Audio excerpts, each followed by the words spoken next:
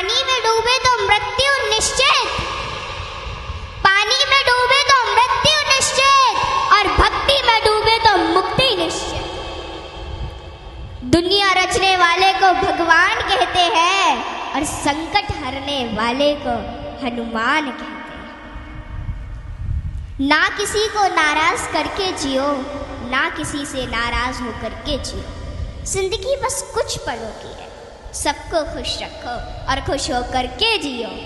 पांच तत्व का पुतला प्राणी सूरत सबकी न्यारी, कलाकार है कैसा भगवान उससे दुनिया हारी।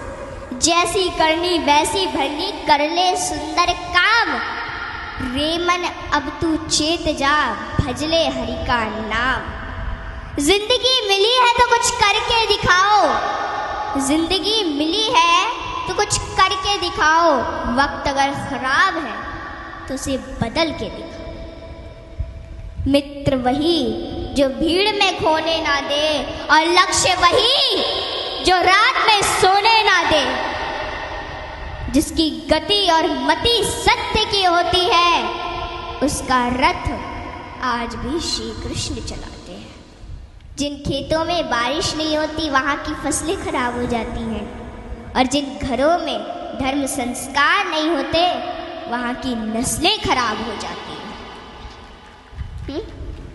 हमारे जीवन में 7 सुख होते हैं, और वो 7 सुख कौन कौन से सुख होते हैं? पहला सुख निरोगी काया, दूजा सुख घर में माया, तीसरा सुख कुलवंती नारी, चौथा सुख पुत्र हो आज्ञाकारी, पांचवा सुख स्वदेश में वासा, छठवा सुख राज हो पासा, सातवां सुख संतोषी जीवन, ऐसा हो तो धन्य हो जीवन। हाँ? आवत ही हर शय नहीं, नैनन नहीं स्नेह। आवत ही हर शय नहीं, नैनन नहीं स्नेह। तुलसी तहा न जाइए कंचन बरसे में। कि जिस स्थान या जिस घर में आपके जाने से लोग खुश ना होते हो, और उन लोगों की आंखों में आपके प्रति प्रेम और ना ही स्नेह हो, तो वहाँ हमें कभी नहीं जाना चाहिए, चाहे वहाँ धन की वर्षा क्यों ना होती हो। हाँ? यदि किसी बच्चे को उपहार ना दिया जाए तो वह थोड़ी देर रोता है, पर संस्कार ना दिया जाए तो जीवन भर रोएगा। शिक्षा कहीं से भी प्राप्त की जा सकती है, लेकिन संस्कार हमेशा घर से ही मिलते हैं। कुदरत यानी भगवान ने हमें आनंद ही आनंद दिया है, दुख तो हमारी खोज है। तीर को आगे छोड़ने से पहले पीछे खींचना पड़ता है। ठीक उसी प्रकार अच्छे दिनों के लिए बुरे दिनों से लड़ना पड़ता है। गति के लिए चरण और प्रगति के लिए आचरण बहुत जरूरी है। रिश्ता गहरा हो ना हो, परंतु भरोसा गहरा होना चाहिए, क्योंकि गुरु श्रेष्ठ वही जिसकी प्रेरणा से किसी का चरित्र बदल जाए, और मित्र श्रेष्ठ वही जिसकी संगत से रंगत बदल जाए। भरोसा सब पर कीजिए, लेकिन संभल कर, क्योंकि कभी कभी खुद के दांत ही जीभ को काट लेते हैं। इत्र मित्र चित्र और चरित्र किसी की पहचान के मोहताज नहीं, यह चारों तो अपना परिचय स्वयं देते हैं। जीवन में जो कुछ भी करो पूर्ण समर्पण के साथ करो। प्रेम करो तो मीरा की तरह, भक्ति करो तो हनुमान की तरह, प्रतीक्षा करो तो शबरी की तरह, शिष्य बनो तो अर्जुन के समान, और मित्र बनो तो स्वयं कृष्ण के समान। आर्थिक स्थिति कैसी भी हो, खुश रहने के लिए मानसिक स्थिति का मजबूत होना जरूरी है। रावण जब मृत्यु शैया पर था तब उसने श्री राम जी से एक बहुत ही अच्छी बात कही कि मैं तुमसे हर मामले में बड़ा हूँ, उम्र में, बुद्धि में, बल में मेरा कुटुंब भी तुमसे बड़ा है, धन दौलत में भी मेरा राज्य तुमसे बड़ा है, फिर भी मैं हार गया और तुम जीत गए। जानते हो क्यों? क्योंकि तुम्हारा भाई तुम्हारे साथ था और मेरा भाई मेरे खिलाफ था। इसलिए सज्जनों, सदैव साथ रहिए, क्योंकि जब प्रेम बटा तो लिख गई रामायण, और जब संपत्ति बटी तो लिख गई महाभारत। हाँ, इसलिए अपने अपने घर में, भाई भाई में हमेशा साथ रहिए। भाई भाई का रिश्ता भगवान ने विपत्ति बांटने के लिए बनाया था, लेकिन यह तो संपत्ति बांटने तक ही सिमट कर रह गया। जब बिना भाई के रावण हार सकता है, भाई के साथ प्रभु श्री राम जी जीत सकते हैं, तो हम और आप किस घमंड में हैं? दुनिया में अमीर रोता है, गरीब रोता है, परंतु जो हनुमान जी का जयकारा लगाता है वो चैन की नींद सोता है, वो चैन की नींद सोता है। सज्जनों, हनुमान जी एक ऐसे देवता है जिनको यह वरदान प्राप्त है कि जो हनुमान जी की शरण में आएगा उसका कलयुग कुछ नहीं बिगाड़ पाएगा। जिन भक्तों ने पूर्ण भाव व निष्ठा से हनुमान जी की भक्ति की है, उनके संकटों को हनुमान जी ने दूर किया, उनके कष्टों को हनुमान जी स्वयं हर लेते हैं। हनुमान जी के भक्तों को जीवन में कभी भी परिस्थितियों का सामना नहीं करना पड़ता है। सज्जनों, आज मैं आपको हनुमान जी के कुछ ऐसे प्रसंग बताती हूँ।